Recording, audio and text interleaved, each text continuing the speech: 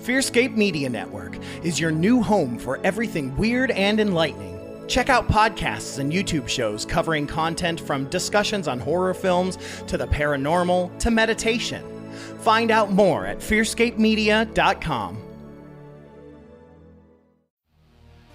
Hello, dear friends. I'm your headmister, Lord Stefan Gearhart. And I am your co-mister, the man with no name, Lance Wayne. And together we are the Misters of let's try it again. The Misters of the Lance! The Misters of the Dark! Oh, shut up! Whatever. Join us wherever you stream your favorite podcasts or go to mistersofthedark.com, where we'll be discussing all things horror, from films and books to everything in betweensies. We also have the occasional victim. I mean, guest. Only on the Fearscape Media Network. Shut up, Lance. I always get the last laugh.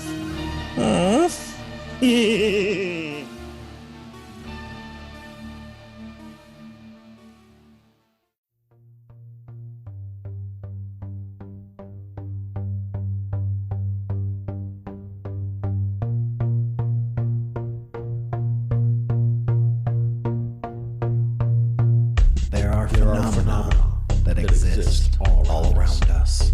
Kids playing above something unknown flies over and disappears. People driving at night, seeing huge creatures cross the road. People waking up to find their cabinet doors ripped open in their kitchen. Strange things happen every day around the world and seemingly at the same time and area. But are these occurrences connected?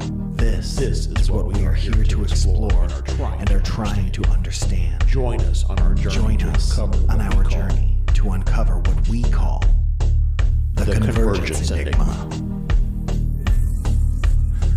Welcome back, ladies and gentlemen, to another fantastic episode of the Convergence Enigma with Josh and Stefan.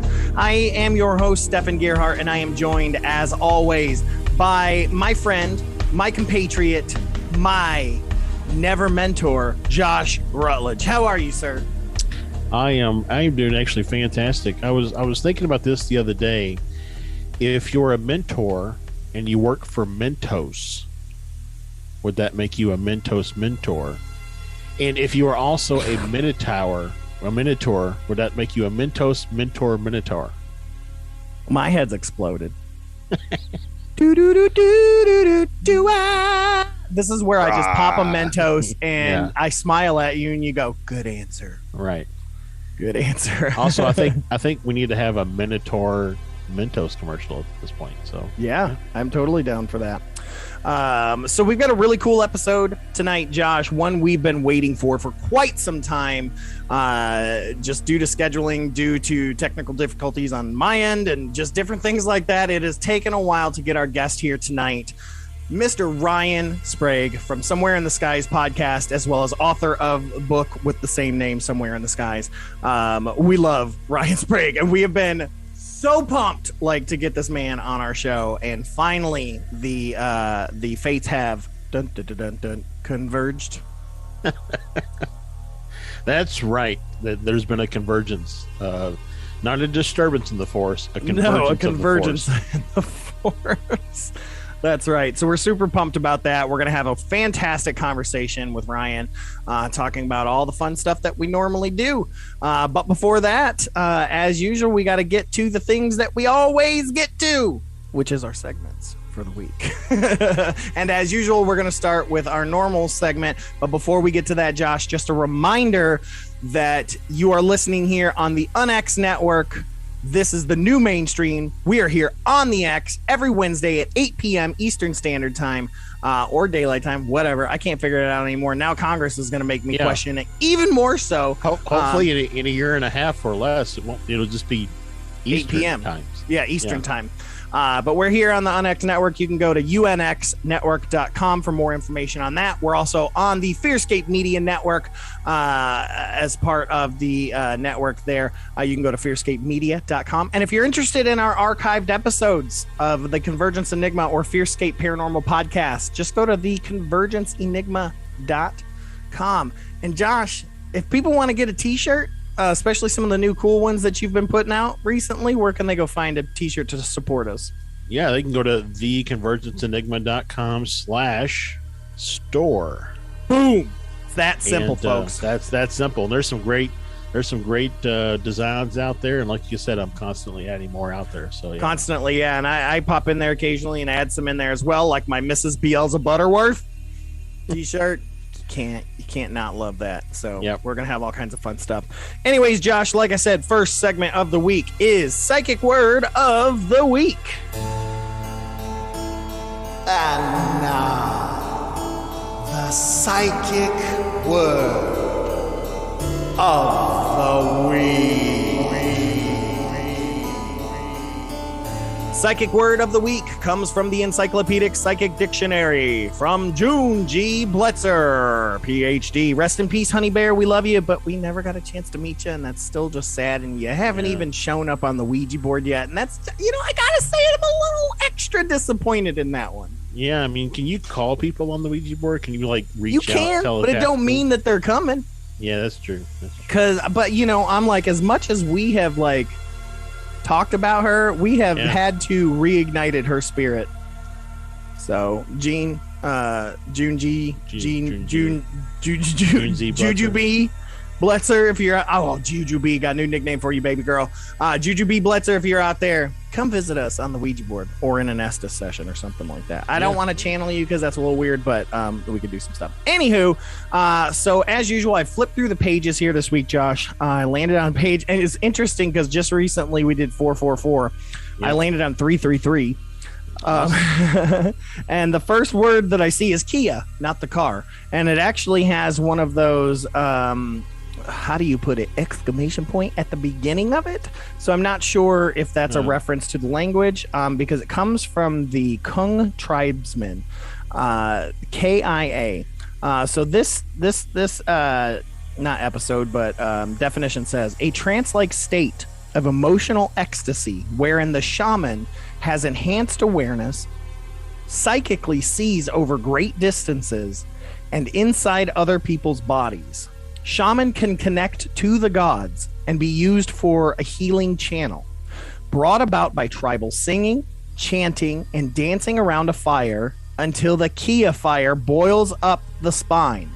So I guess I have to read what Kia fire is for us to understand that. And luckily, that is the next bit of info here. Kia fire, and this comes from, again, the Kung in the Kalahari Desert. It says, Kia fire is an energy that the body can activate and use for healing illnesses, performing psychic feats, and for seeing properly, brought on by tribal dancing and singing, begins at the pit of the stomach and base of the spine, heats up to a boiling point by repetitious dancing, and then rises up the spine until thoughts are nothing in the head. Sounds a lot like qi, like the Chinese qi, because you can, that kind of starts in your lower part. Yeah. And even I'm sure that there's like in the chakras and stuff, there's your root chakra is where supposedly a lot of your energy is coming from. So there's probably a variance of that across different spiritual belief systems. Yeah, and Kung Healer is actually, I always star the ones that we've done. It's starred, which means we've talked about it before. Just quickly says, an accomplished psychic who cures disease by treating the patient's lifestyle, attitudes, and their resulting physical effects through the knowledge of NUM energy, the healing forces, the NUM energy at the base of his spine to boil up, yada, yada, yada. So interesting. We're gonna have to do a deep dive maybe into Kung and see what that, with an exclamation point at the front, y'all. Yeah. Okay. I know in Spanish they have the upside down exclamation point sometimes, right? Isn't that a thing? And at the front? Yep. I don't know. But anyways, yeah, that's our word for the week. which we had Kia Fire and just Kia. So again, not the car. And not Kia. It's not a. That's Chia. Yeah. Well, yeah. I mean, good rhyming technique though. I gotta give you that. That was some real Eminem stuff you did right there. It was on point. It was on point, dude. Speaking of which, side note: have you seen the new thing that's big out there, which is to do Eminem style rap battles using Dr. Seuss books? Yep. Dude, Google that. They literally use the like that classic Eminem. Yeah. Dude, they go, dude, and they're just like, one fish, two fish, red fish, blue fish. I mean, they are going ham, dude. Like, it's fantastic. Like, to the point where I want to talk to my friend Victoria about adding that as an improv game to our improv shows, even though it's not improv so much, just the music part having to follow along with it is improvised. But anyways, that's what I got for that. So let's go ahead and move to our final segment here, which this week we haven't touched on this in quite a while, which is the Mandela effect. Did you say Mandela? No, I said Mandela. The Mandela effect. All right, the Mandela effect, Josh. We know that we have been or the seeing, Mandela effect. Or nope. It's Mandela. Mandela. It's the Mandela effect. But yeah, these are things that people, a group of people remember one way, other people remember another way vividly. The biggest one is Nelson Mandela's death. A lot of people remember him dying in prison. He actually did not die in prison, and that's where the whole thing came from. But the two that I've got this week, the first one, I think they're both pop culture, but they tend to usually almost always be pop culture or government related or historical, but this one is about Queen, the band Queen. Okay. So I very much remember this as well. But the Mandela effect is here to ruin your favorite song from Queen as well. We all think of Freddie Mercury belting out "Of the World" at the end of "We Are the Champions," especially during Live Aid, but never happened. Yeah, it did. It never happened. Find me a clip. It didn't happen. I looked it up. It did not happen. But I sure the hell remember it happening. I hear it. I can in hear my it. head right now. I can hear it in my head too, Josh. I'm just telling you, it happened in the other dimension. See, that's what I'm saying. The Mayan calendar predicted it correctly. The world actually ended in 2012, and the entire consciousness of the world shifted to another dimension. And that's why we don't remember some of these things, because in this dimension, they didn't happen. But in the previous one we were in, they did. There you go. Boom. Solved. Boom. Dunzo. But yeah, that one just like blew my freaking mind, dude. Like, I'm still just like, I don't know. If we try to be skeptics here and we try to figure this out, maybe there is some live version somewhere that that he did it, or I feel like in Live Aid, like I feel like the crowd did it, so or maybe like somebody spoofed it and they did it in a spoof and everybody's remembering the spoof, like maybe it was on Family Guy or The Simpsons or something and they did it. I don't know. Oh yeah, that's like the famous Judy line for Cary Grant, in which he never said, but everyone, if you do a Cary Grant impression, you go Judy, like it's it's been since the 50s, dude. He never said it. It's not even a line. Like, he never said it. But it's the same thing. Beam me up, Scotty. Beam me up, Scotty. Was never said. Anyways, I usually do too. The other one I got here happens to deal with the Space Shuttle Challenger explosion. Okay. Now, this I do recall, so this is not a weird one to me. It says, though the tragic accident took place on January 28th, 1986, there are many people, and I did ask around, and people did say this, who thought that this happened in either 1984 or 1985, not 1986. And I did. I talked to my brother about it. He's like, yeah, it happened in 1984. It was the same year as Ghostbusters came out. I remember.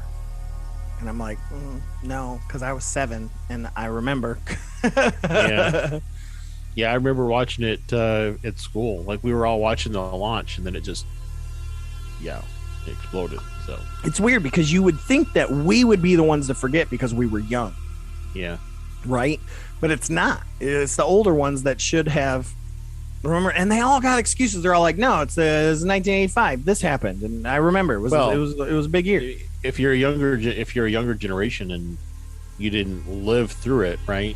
Mm-hmm. Then maybe all you have to blame is the history books. Maybe somebody misprinted it in a history book, because that stuff. Yeah, or some sort of documentary, or a teacher remembered it wrong, or anything like that. I don't know. It's interesting. Yeah, it always gets me, man. Every single time. I don't know. I'm still just blown away by Of the World. But I'm going to throw in one more because we got an extra minute or two, Josh. Okay. Another one that is here is Oscar Meyer. Everyone knows the jingle that my baloney has a first name. It's OSCAR. However, spelling out your baloney's second name is under scrutiny. Josh, some people insist that the second lyric of the famous jingle is spelled with something else. So how would you spell it, Josh? Sing the song for me. My baloney has first name, it's OSCAR. My baloney has a second name, it's MEYER. Wrong. MAYER? Mm-hmm. I wonder if... Hold on, wait a minute. Hold on. Now I'm confused because this is spelled wrong too. Hold on, I gotta look it up real quick. Because this says Meyer, but it spells MAYER, is spelled with an E instead of an A. But why would you spell it wrong then? Hold on, how do I sing it? My baloney has a first name, it's OSCAR. My baloney has a second name, it's MAYER. Yep, I sing it with MAY. All right, now I gotta look it up. Okay, so we sing it differently. Okay, so it is MAYER. Wow. Okay, I always thought I was wrong. So I've got a theory for you here. Okay, I'm a Southern kid, right? And I'm even a country kid when it comes to that, right? So for a lot of Southern drawl people, A's and E's kind of sound similar. So if you heard it on the radio or heard it on TV, but you weren't paying attention to the spelling, you may have heard an E when they said A because of your could inflection. be. And I feel like my sister always says MEYER. And I love the internet because it says in the questions, when did Oscar Meyer change to Oscar Meyer? And it's like got the two different spellings. It doesn't even say was it always spelled this way? It says, when did it change? Those people are the people I love the most on the Mandela effect. Says, when did this change? I mean, the founder of it is Oscar F. Meyer, MAYER. So it would make sense that it would have always been MAYER. But anyways, Josh, that's what we got for this week, man. And let's go ahead and get to our interview where we're going to be digging deeper with author and podcast host and my favorite influencer, Ryan Sprague.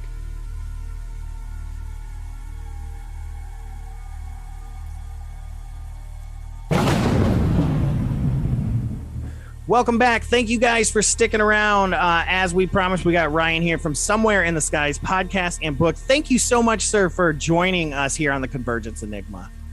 My pleasure, guys. It's been a long time coming, and I'm honored that I made it with the new name change too. Yeah, I love it. I love it. Now you're not an archived guy. Right. Exactly. Got to stay fresh. Right. Funky Fresh. That's Josh, man. I feel like Josh, if you had a rap name, it'd be Funky Fresh. Well, I was already Captain Crunch in high school. So you were. He was. This is a true story. He was Captain Crunch, and we were the Funky Bunch. Yeah. Did you guys go to school together? We did. We did. Oh, We've that's known each awesome. other since high school. Yeah. Yeah, we've been friends a long time. That's awesome. I love that. Like a work wife. Yeah, it is like it's like a long-term work wife that I can't get rid of, and our wives can't get rid of each other us as well. I've got fellow UFO researchers I feel the same way about, guys, for sure. We nag like nobody's business. Yeah, you gotta love it though. My other podcast that I host, my friend Lance, him and I are like two old ladies. I mean, we bicker, and even in the show. But I love him more than life itself. But my God, do we argue over horror movies? That's a good thing to argue about. Oh man, it's just weird. And even in real life, we are like an old married lesbian couple, and it's fantastic, and I love it. That's awesome. So speaking of which, UFOs, man. Yeah, right. Oh yeah, those. Yeah. Those things. So I got to say, I didn't know about the podcast when I stumbled across the book like 2.5 years ago, whatever. Yeah, agreed. We both actually discovered the book first. Oh, cool. And then found there was a podcast of the same. And I my favorite part of this, the course is relevant for recent times. You start the book with, kind of talking about how you were interviewing some folks about the Phoenix Lights, which of course we just had the anniversary for the Phoenix Lights and stuff. And so, I just think there was, it's a good callback that happened. You start the book that way, and here we are talking to you tonight, not too long after the anniversary. So, yeah, synchronicity at its best. Yeah, I love always. it. Yeah, Phoenix Lights will always have a very close place in my heart. As a mass UFO sighting, you can't ask for more. I mean, in terms of credibility. So, that's cool. That's what we always say, because I moved to Phoenix about 1.5 years ago. Josh is moving out here in June. And, that was one of the things that got me into UFOs and things like that. And to now be here and be in the midst of it and be with these folks at Phoenix MUFON and hearing their stories, like we just had Shane Hurd on talking about the 25th anniversary and his experience and the people he knows, and then it's just fascinating to me. It's like moving to Phoenix is literally everything you want it to be when it comes to UFOs. I've seen more UFOs since I've moved here than I have my entire life combined. I can imagine. Hey man, I live in New York City, and you guys know light pollution up the wazoo. I don't see anything here. Like, I'm lucky to see like stars even. It's crazy. But like, I would go to Phoenix every year for the International UFO Congress. And that was my getaway to go be with all the people, all my people, UFO people. Yeah. Right. So I might be not too far behind you guys in moving out that way. We'll see. I love it, man. I'm telling you, I've been here 1.5 years and I love it. I have no plans on moving back. I love the weather. I love that just an 1.5 hours up, it's like darker than dark. And like you can see more stars than anywhere. It's just absolutely fantastic. And then we've got...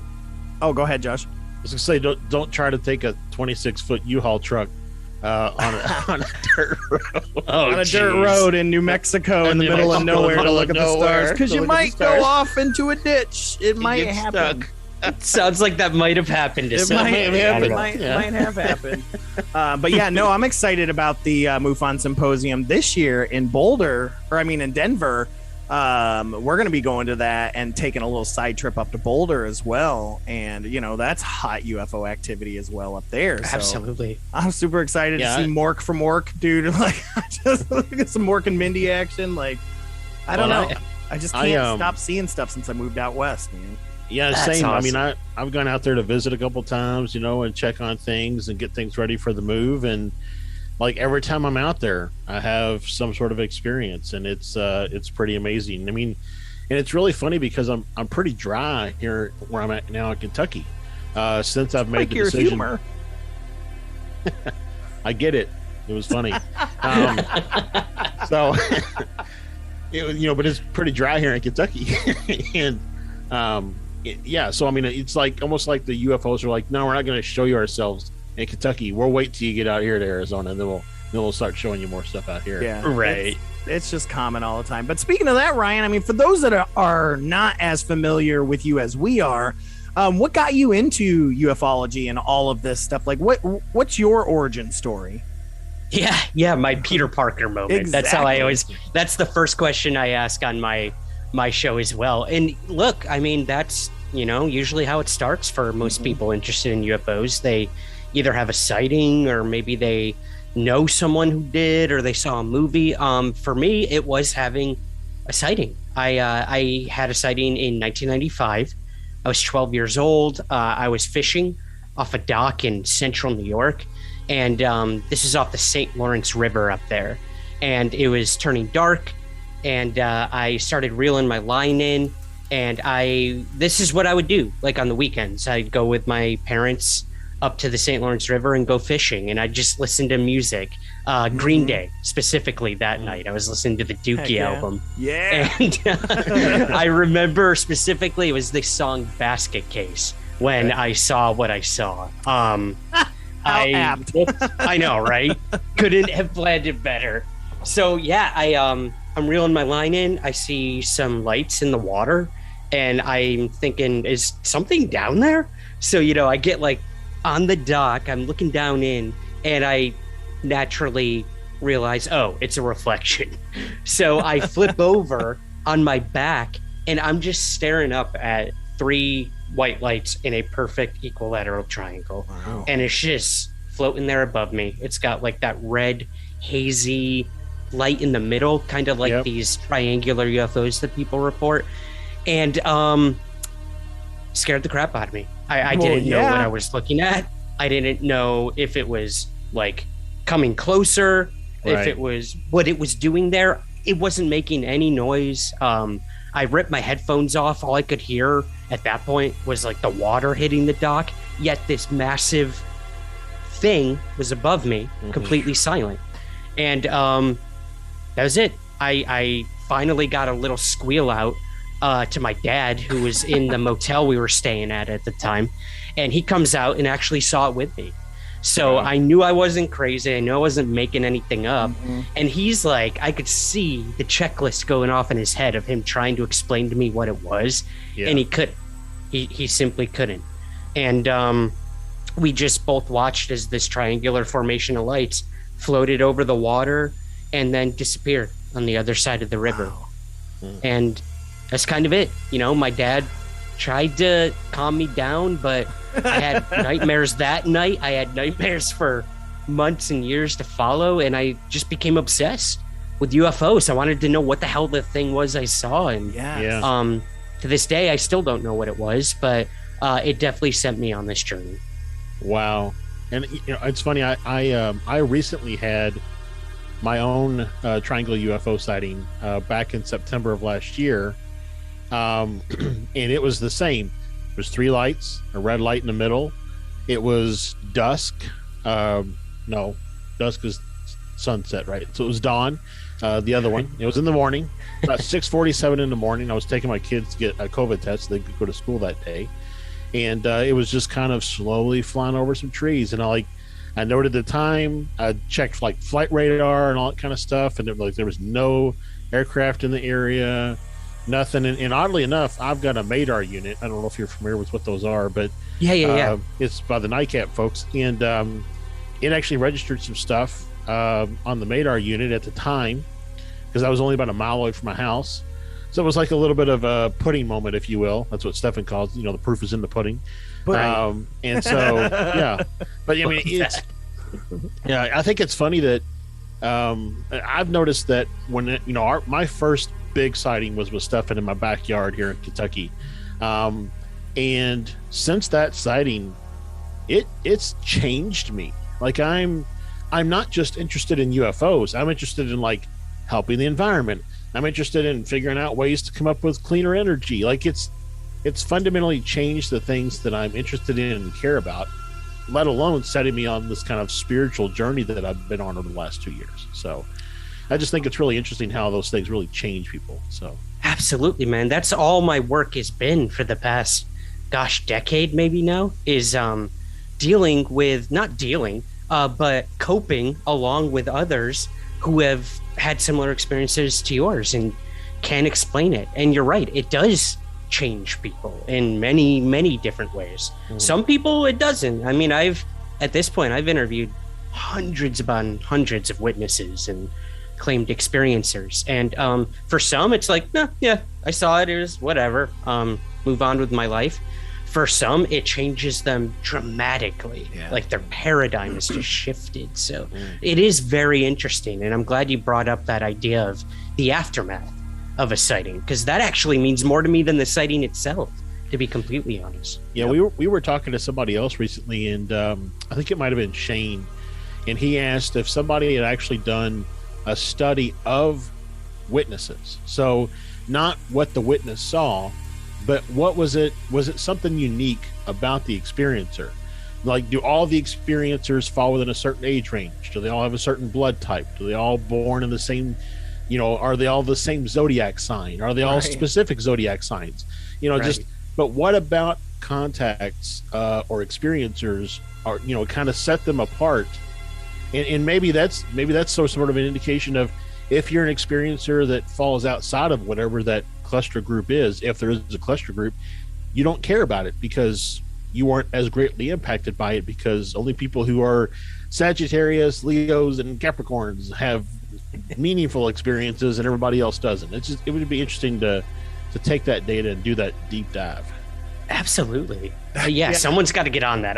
Hey, the three of us start. I'm telling you, man. Get that nonprofit net grant. And let's get going, because that's my dream. Like, if we could put more science into this, in that type of research, I think that's what we need. There's so much focus on just what sightings are there and the types of sightings, that we're not looking at the sociological aspect. And that's something that Josh and I talk about quite a bit, as well as the Convergence Enigma, which is what else happened around the UFO flap. Were there Bigfoot sightings? Was there a haunting that took place, like Enfield? We talk about Enfield haunting all the time. During the Enfield haunting, there was a huge UFO flap in the same area, and there were a number of Sasquatch sightings within the same summer. Like, all of this happened around the same time in this area of England. Like, come on. Like, there has to be something. Yeah. Something. There seems to be some sort of string theory going on with all of these things. Yeah. I mean, I just did a lot of research for a television show about just that, Bigfoot and UFO Connections. And I found there are literally cases within the Project Blue Book files of Bigfoot being sighted with UFOs. There was one specifically in, I believe it was Michigan, if I'm not mistaken, where a group of people were on a beach off the shore, and they saw strange lights. And then when they went to investigate the lights, two of the guys went to investigate. They left their wives in the car. The wives saw some sort of creature come out from the beach, like the woods of the beach, get on top of their car, shake the car, and run into the woods. And then the lights followed that creature into the woods. So it's just like, what is going on here? I even found cases back in like the 1800s, where like early settlers were talking to Native Americans about seeing UFOs with Bigfoot creatures coming out of them, and it's crazy. It's crazy. Well, one of the theories that, and we talked a little bit about this with Kathleen Martin a few months ago, is one of the theories that I have is there's a lot of people talk about there being this kind of green haze that happens around UFO craft when they kind of enter our space or our dimension. So if you think about it as it is potentially an interdimensional craft, when it does whatever it does to enter our dimension, it kind of temporarily opens a window, if you will, where there's bleed through from other dimensions into our dimension. So then you get Sasquatch, and you get spirits, and you get poltergeists and all this kind of stuff. And then once the crafts leave, that window or door is closed, and that bleed through kind of dies off a little bit. And so if there are areas where they don't ever really close the door, or if somebody's opened it not organically, like that one that's up in Mojave or whatever, Stefan, that I don't know what I'm thinking of here, the portal that got opened in the Mojave. Jack Parsons? Yeah. Portal? Yeah. if something got opened and never really closed, and that's how the bleed through is kind of coming through in our space. So, yeah, really interesting. Could be, and I always wondered too if it was kind of like, you remember in Star Trek Enterprise when every time they would come back, they had to go into that room, where they would decontaminate. Thank you, decontamination. Like, what if that is just decontaminating all of the organisms and things that it collected in the last dimension that it was in, or things like that, so that it didn't Right. mess up our environment. That's all it simply is. It's just Lysol, Josh. It's swamp gas, I tell you. That green Swamp mist gas again. is the Lysol. That's what it is. Yeah. The green mist. Oh, that wicked green mist, man. You gotta love that stuff. So what? I'm gonna jump around a little bit. What is? If you want to talk about what is kind of the strangest case you've ever interviewed somebody for, if you had to pick one. Yeah. So there's a couple from the book that really shook me in many different ways. I'll share this one because it's probably the most convoluted. This happened to a woman named Patty in Michigan. And this is back in, I want to say, 2005. She lived like right off of Lake Michigan. And she was bringing her dogs out to walk one night. And they wouldn't go off the porch. Like, they just would not leave the porch. And they'd never done this before. They were acting really hesitant, really kind of scared. So she thought maybe like something was out there, like they were in a wooded area where they lived. She's like, maybe a predator or something. Just dogs wouldn't leave the porch.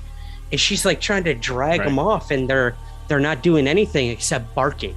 And they're like barking upwards. And she's like, what the hell is going on? So she goes off the porch and she looks up, and boom, huge triangle, massive triangle above her.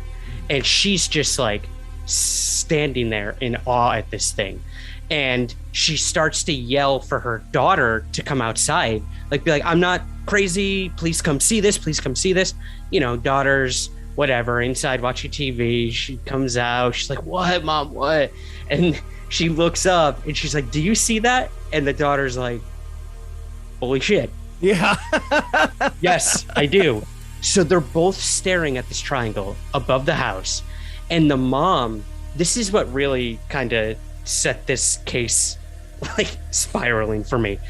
The mom is looking up at the thing and she says to the daughter, do you feel that? Like, it's euphoric. Whatever this thing is, it's making me feel like just amazing. It's so beautiful. It's like stark white and angelic. It's incredible.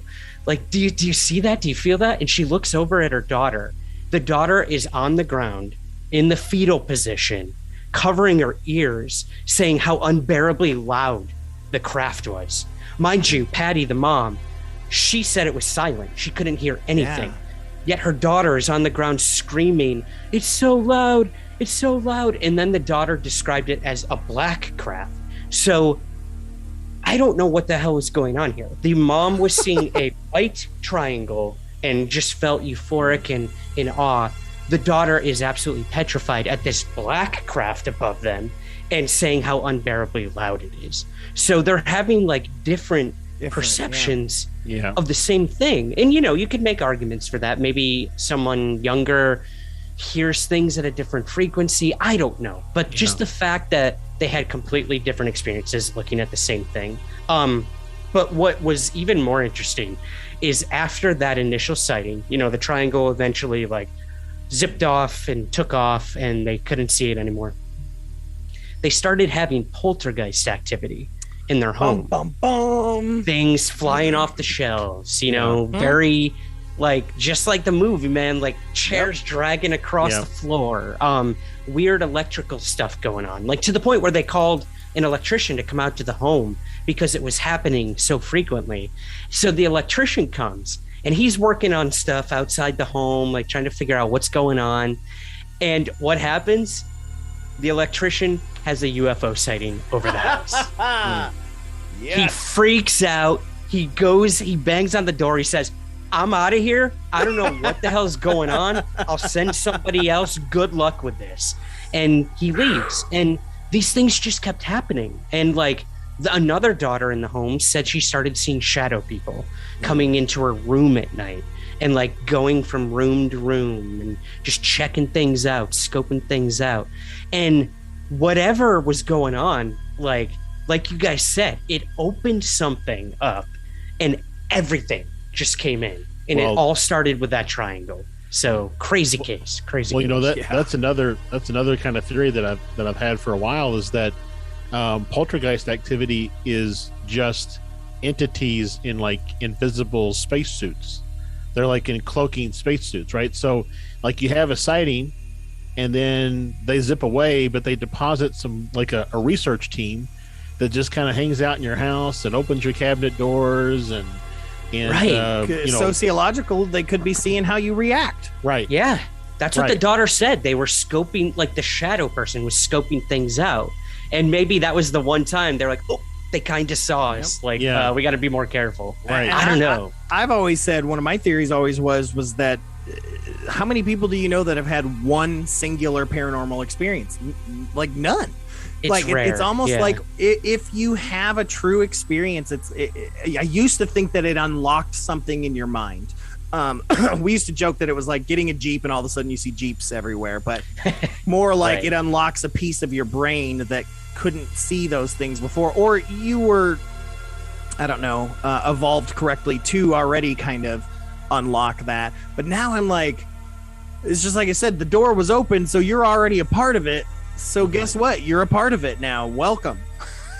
Yeah. Thanks for buying your ticket. Yeah. Unwillingly. Yeah. Thanks. Good thing you fell asleep.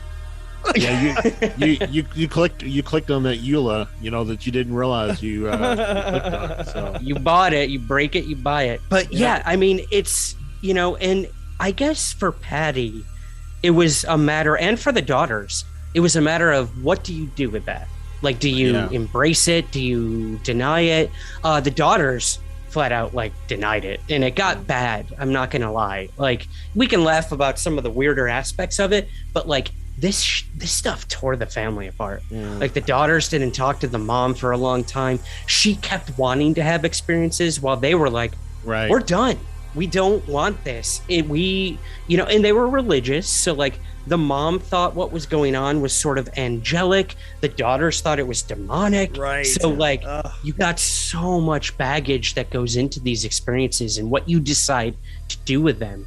And, it's hard. I mean, I'm still working with Patty up until today about these continued experiences for her. So it's tough. It's tough. And I just wish her the best with all of it. I honestly do. Yeah. And that's the thing, it's like, I said a while back, I think on one of the episodes, that we need to stop referring to ourselves as UFO hunters or monster hunters or ghost hunters, because we're not hunting these creatures to capture them and kill them and eat them or whatever it may be. We need to use the terms researchers, because it's when someone's got a bad poltergeist in their house or a haunting and they're calling a ghost hunter, they're thinking that these guys are going to come in and fix the situation. Now, Ghostbusters helped that, Ghostbusters. Nice. But they kind of helped perpetuate that. But yeah, that's what they think. But no, a ghost hunting team's going to come in there. They're going to go, yes or no, bye, and then just leave you, unless they're a little more experienced and they maybe have a priest or whatever it may be, or a medium, depending what they're into, unless they're strictly scientific. We need to move towards that, because that's what happened. Here's your case, and it's just what can those folks do? And we get people that come to us and say, hey, I've got a family member that had this happen to them and this happened to them, and I just don't know what to do. And a lot of times we're like, we don't either. All I can say is that, I believe you, right? And granted, that helps. Don't get me wrong, that helps. But I mean, go ahead, Brian. Sorry, Josh. I was just going to mention, sometimes that's all they want. Yeah. It's same for me, man. I can say, as long I've been studying UFO since I was 13. I mean, 12 years old, I had my sighting. 13 was when I performed my first interview with a UFO witness. And it was off to the races from there. But never once in all of my investigations or research have I ever told someone what happened to them, because I don't know. I can take down your story. I can try to find prosaic explanations, but a lot of the time I'm not equipped to do that. Someone like Shane Hurd might be, someone who has trained and can tell you, you saw a planet, you saw a satellite. That's not me. I'm not a MUFON field investigator, and I'm not out to like debunk things. I'm there to hear your story, to preserve it, and to just listen, because like you guys said, I'm not going to be able to solve this mystery for you.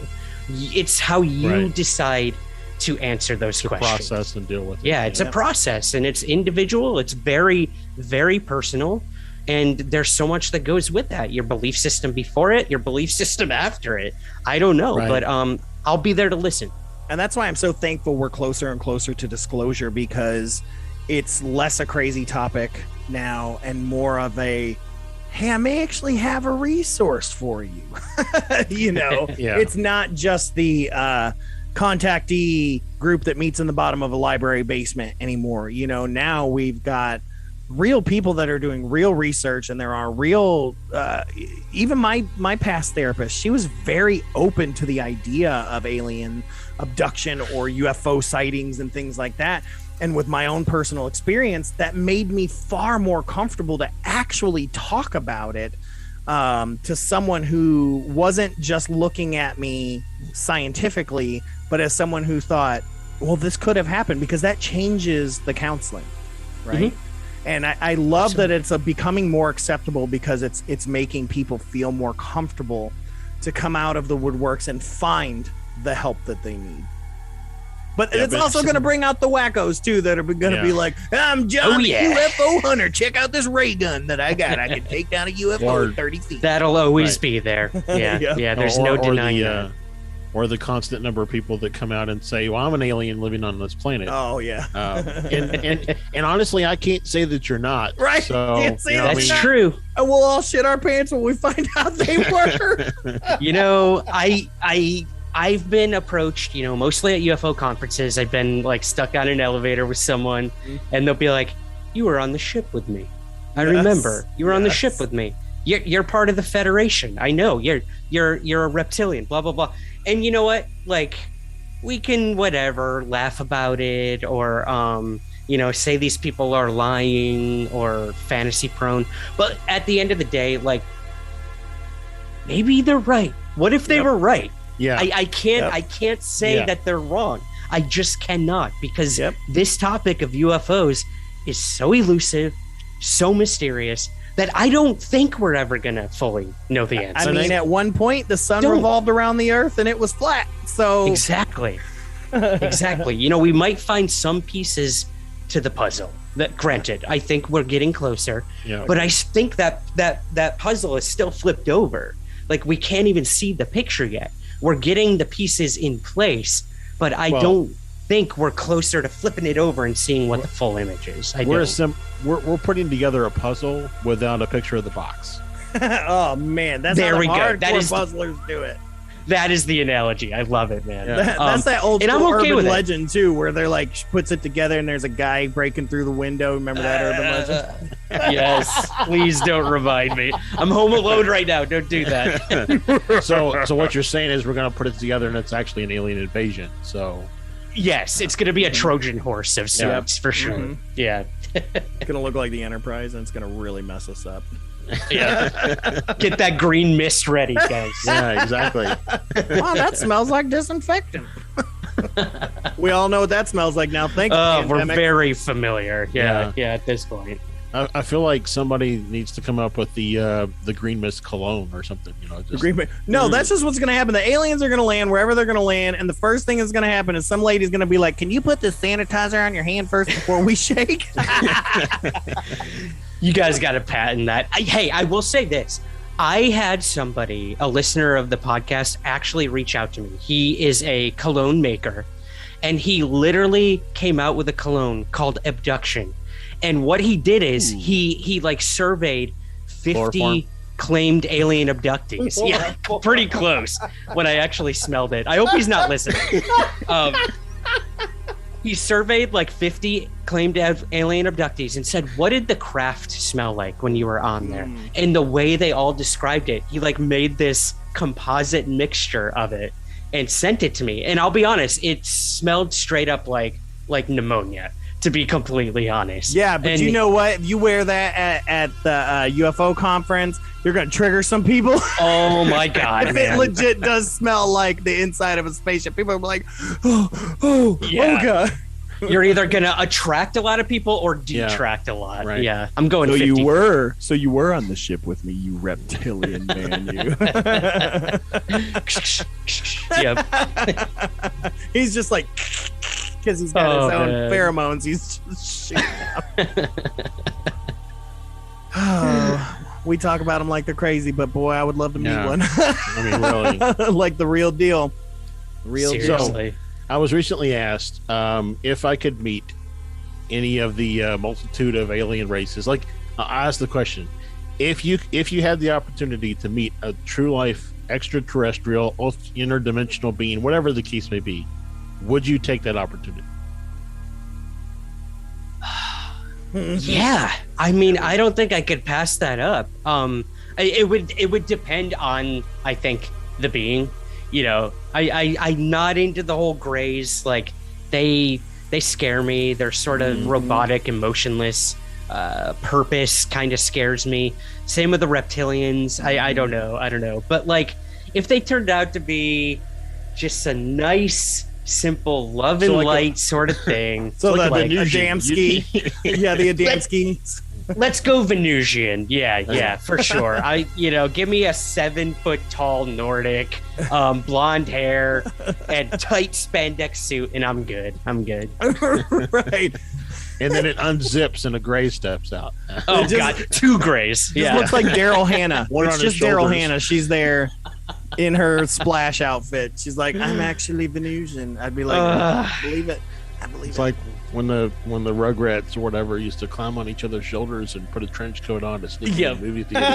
Or Animaniacs. I was duped again. That's my whole thing is if there really is a galactic federation or just one single entity group that's out there, I hope they have a sense of humor. I hope that humor is a thing that isn't strictly a human thing. They say dogs do laugh and smile, so that's a thing. So we know that it exists, and dolphins laugh and smile, so that it exists outside of humanity. So I hope it exists outside of Earth as well, because you gotta have. I think it does. I hope it's more like Hitchhiker's Guide to the Galaxy than we think. I'd have to agree with you, man. I think the phenomena is so tricksterish and so ridiculous at times that, like, how could they not have a sense of humor? I honestly think and when I say they, I mean the multitude of explanations for all of this, but some of them have to, because some of the stories I've heard, man, like taking someone and putting them back in a different car, or like putting their clothes on inside out. It's just like they mess up sometimes. They honestly do. And if they can't laugh at themselves, who can? Yeah, because we do it. I mean, if we look at, let's say, if they look at us like we look at our dolls and our toys, we do weird stuff. Right. I mean, I can't tell you how many G.I. Joes are still buried in my backyard from when I was a kid. You know what I mean? It's like, I get it. Yeah. Especially if you look at us as second class or secondary life forms, like we do the same thing to mice and all sorts of stuff. So little do we know, we are the punchline in the galactic joke. We are the galactic punchline. Yeah. Wouldn't surprise me. Yeah. It would not surprise me either. They're like, every other like life inhabiting planet is far beyond where we are. We're the only ones that are still here, right? That's the galactic joke. So they all come to us to be like, why have they not moved on yet? Hey, they're on. That is the real question. They had it 10,000 years ago. What happened? What happened? Television. That's what happened. Yeah. The internet. TikTok. Yep. So it's like it moves us forward but holds us back. It does. So I want to say, is there anything that you haven't had a chance to investigate that you would like to investigate? Oh, wow. I've had some amazing opportunities for sure. I mean, for the 2 editions of my book, I had the opportunity to travel all over the United States mostly. I think I hit up almost 48 states, I want to say, in doing the research for the book. And since then, I've had some other amazing opportunities with television projects and whatnot which have resources that I, as a independent researcher, just don't have. So we watch you with the green mist of envy. Well, hey, man. Hey, look, if someone's gonna put me on TV and pay for me to go to Area 51, I'm gonna do it, and I'm gonna. Obviously, you're fake if you want to make some money off of this. But yeah, I know. Yeah. Don't get me started on that debate. But same. So I can thank a lot of these television networks or whatever for making some of my dreams come true. I got to go to the Roswell crash site. I got to go to the gates of Area 51. I went to another famous site of a mass UFO sighting that has yet to air on television, so I can't talk about it yet. But the one I really want to go to is Rendlesham Forest in England. Yes. 1980 Rendlesham Forest incident. That one is just so near and dear to my heart. It's one of the first UFO cases I came across. So if I could have the opportunity to go out into that forest and just stand there where all that stuff happened, that would be it for me. I think that would be the one. We love that. That was our season premiere this in January, was Rendlesham, and we took a huge deep dive. We were both already huge fans of it and things like that, but I couldn't agree more. That is absolutely a bucket list place to go. Yeah, I love that, back in the 50s, there was another big sighting that happened pretty much in the same spot with the Bentwaters? Yes. Back in 56, where they chased this thing that totally evaded them and then just kind of shot off and disappeared into nowhere. So there's obviously something about that location that is interesting to whatever they are. So it's funny. Everybody calls it Skinwalker Ranch of England. Everybody has names. I was going to say, you got Skinwalker Ranch of England or the Roswell of England. And I actually kind of look at it. It reminds me a lot of the Montauk of England. It really digs. Yes. It reminds me very similar with the lighthouse and just everything like that. But very, very interesting. Well, Ryan, we're running out of time, so I wanted to make sure and give you an opportunity to plug everything that you got going on, and which we will also be tagging every bit of that in all of our summaries and things like that. But this is your opportunity to let the folks that don't know where to find you. Oh, thanks, man. I appreciate that. Absolutely. Thank you for having me, guys. Well, I do a weekly podcast every week called Somewhere in the Skies, every Monday. You can find it wherever you get your show. I also have a YouTube channel where I do exclusive content. Just type in Ryan Sprague on YouTube. It should pop up. There's a football player, if I'm not mistaken, with the name Ryan Sprague as well. Yeah, so just type in Ryan Sprague UFO. Exactly, And other than that, I've got I'm on Ancient Aliens right now as well. So you can tune into our new season of that. They've been doing a lot. It's not even ancient anymore. It's just should just be called Aliens. I'm about to see Childress speak next weekend here in Phoenix, so I'm super excited about that. He's awesome, man. Yeah. And Tsoukalos too. He's a really good guy. I know he gets a lot of flack and people think he's a little nuts, but it's all an act. He's a normal dude, grounded guy. Mm-hmm. So check me out on Ancient Aliens, and then I have a new season of Mysteries Decoded, another television show I do on the CW network, hopefully premiering this spring, so not too far away. So that's where you can find all my stuff, and somewhereintheskies.com. Yeah, we love every bit of it, man. I love Mysteries Decoded. I love me some CW, man. If you get to hang out with Superman and everybody, I'm proud of you, man. Yep, Flash, Supergirl, we got you covered. Yeah, we got you covered. But we are so thankful, Ryan. As always, you are welcome on the show anytime. I wish we had way more time because I have a million things I want to ask you. So we would love to have you back sometime, man. I would be honored to come back on, guys. Time goes quick. I know it does. It does. Well, thank you, sir. Thank you so much. Whew, all right. Thank you, Ryan. Thank you so much for just your gifts to the paranormal community, man. Check out all his stuff, dude. If you haven't listened to this podcast yet, Ryan's podcast is absolutely fantastic. Fantastic. Fantastic. It's Oscar Mayer. Fantastic. Absolutely fantastic, man. The book is just an absolute gem. Yeah, the book is amazing. Yeah, it's really good. Go check out all that stuff, man. Amazing stuff here. But one thing we do want to tell you, speaking of shows, is that next week is April, and that starts Alien Abduction Month. April is Alien Abduction Month. All this month, we are going to be doing shows on alien abductions. We're going to be talking about Betty and Barney Hill, Pascagoula, that Brazilian abduction. We're going to be talking about some contactees from the 50s. It's going to be amazing. It's something we've been wanting to do for quite some time, and we already teased a little bit by doing Travis Walton here recently, to just get your appetite wet for it, Nice and moist. Nice and moist. Oh, hey, John in England. How do you say moist? Moist. I'm going to say he says it like this. Hold on. I got to get my Manchester. So he probably says moist. Moist. That's how I'm going to say John says it. That sounded more like maybe Irish or. That's Manchester, dude. Is it? He's close to Manchester, man. I don't remember where he said he's at. Sorry, John. But anyways, moist is a fun word. Moist.